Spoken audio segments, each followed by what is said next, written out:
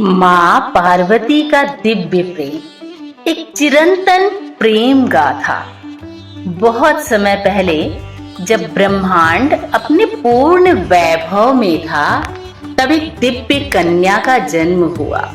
हिमालय नरेश की पुत्री, नाम था पार्वती।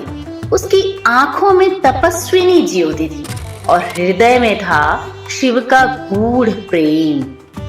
जैसे चंदा को चकोर की प्रतीक्षा होती है, जैसे गंगा को सागर की प्यास होती है, वैसे ही पार्वती के रोम रोम में था शिव और केवल शिव। ये कोई साधारण प्रेम न था, यह अधूरा मिलन था जो फिर से पूर्णता चाहता था।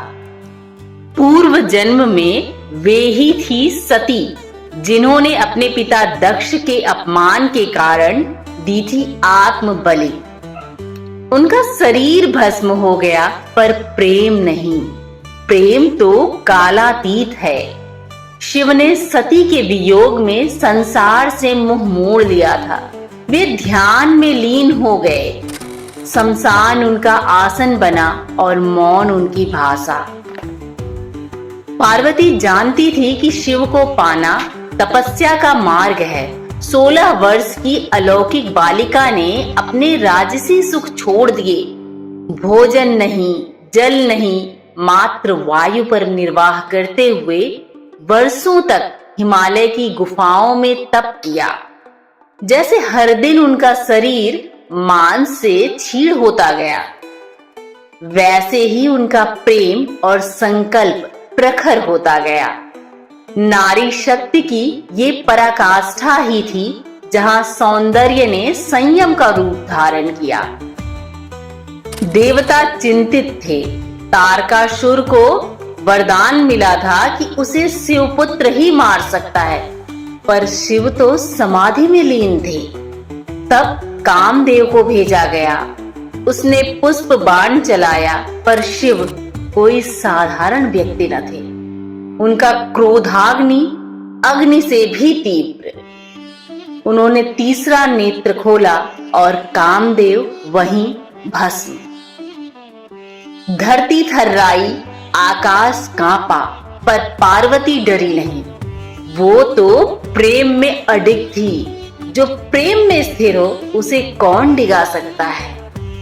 शिवजी ने सोचा, क्या यह नारी केवल रूप देखकर मुझे चाहती है? वे एक वृद्ध साधु के रूप में आए और बोले, तो शिव को क्यों चाहती है? वो जटाधारी, भस्मधारी, शव पर नाचने वाला योगी है। न उसे गृह चाहिए, न संसार। तू रानी है और वो सिर्फ एक अघोरी। पार्वती मुस्कुराई, नम्रता से झुकी और बोला, वो जटाओं में गंगा को धारण करता है।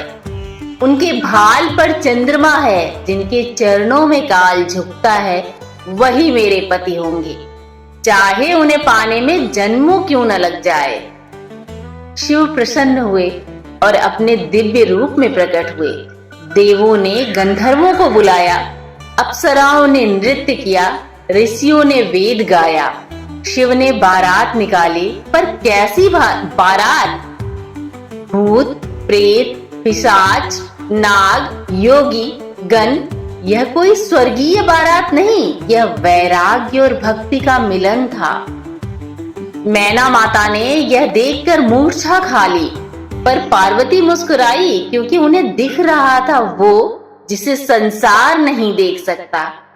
शिव के भीतर छुपा आदि योगी, आदिपति, करुणा का सागर। और तब शिव और शक्ति हो गए एक। जहां शिव है वहां शक्ति है, जहां पार्वती है वहां शिव।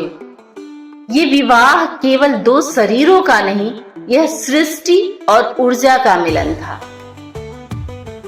इससे हमने ये सीखा कि सच्चा प्रेम समय की कसौटी पर खरा उतरता है।